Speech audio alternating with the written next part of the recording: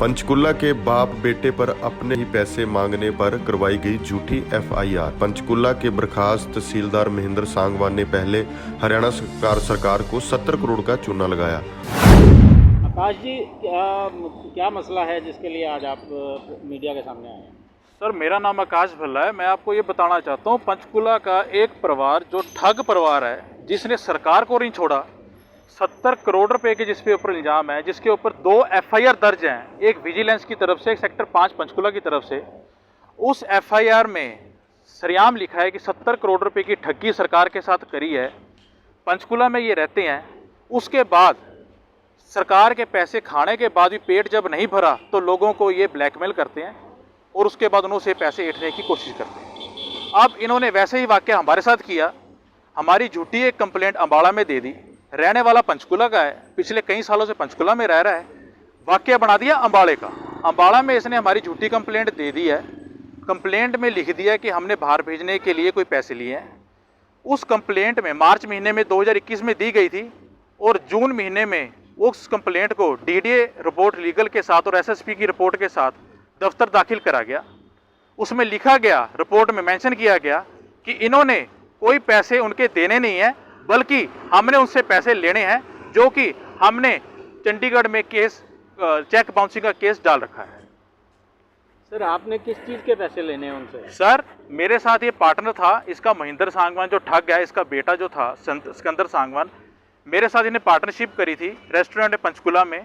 और मेरे साथ पार्टनरशिप इसने बड़ा स्टोरी प्रिपेयर करके दिखा के कि बड़ा सबक दिखा के इसने मेरे से गाड़ी ली। इसने 2019 में उसने उस टाइम कहने लग गया कि मेरे पास अभी इसके पैसे नहीं है, मैं आपको चेक काट के देता हूँ, इसके पैसे आपको मैं दे दूंगा फरवरी महीने में।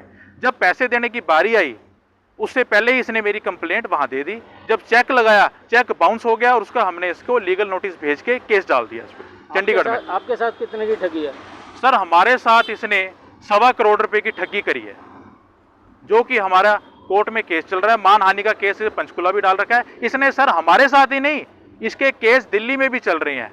दिल्ली में भी इन्होंने टॉफियों की तरह चेक लोगों को बांट रखी हैं। उसके भी केस की कॉपीज मैं लेकर आया हूं। वो भी केस चेक बाउंसिंग केस इनके चल रहे हैं दिल्ली में भी। तो आपको अब डिमांड क्या है आपको? सर, डिमांड ये है, देखो हमें हिरास कर रहा है, हमें परेशान कर रहा है, बल्कि हमने पैसे लेने हैं और उल्टा हमारे ऊपर केस बना रहा है। जो कंप्लेंट पहले ही दफ्तर दाखिल हो चुकी है, same complaint same wording Ambala से दफ्तर दाखिल हो चुकी है, उसके ऊपर एफआईआर करवा गया। अगर आपको अब इंसाफ नहीं मिलता, आप कहाँ गए हैं इंसाफ लेने? सर, हम इंसाफ लेने के लिए हर ऑफिसर के पास गए, हर जगह जा रहे हैं, उनको बता रहे हैं, भी डॉक्यूमेंट प्रूफ बता रहे हैं कि ये कंप्लेंट जो है एक सरकार के साथ 60 करोड़ रुपए की ठगी के इल्जाम जिसके ऊपर हैं और 2 एफआईआर दर्ज हैं विजिलेंस की तरफ से। ये देखो धाराओं के साथ कितनी धारा इस बंदे के साथ लगी है, और जिसके बैंक खाते और सारी प्रॉपर्टी अटैच है, और जो मुझे अब परेशान कर रहा है, जिसने मेरी कंप्लेंट अम्बाड़ा में दी मार्च महीने में, और जो 3 महीने इसकी इन्वेस्टिगेशन पूरी करी गई और मुझे शामिल करा गया और मेरे से सारे डॉक्यूमेंट लिए गए, और अब वो कंप्लेंट डीए लीगल रिपोर्ट के साथ बंद करी गई है, और जिससे एसएसपी ने खुद अपनी लेटर दी है, जो कि हमारा कोई देना नहीं बनता, उससे पैसे लेने बनते हैं, जो कि सारी रिपोर्ट में मेंशन किया गया है।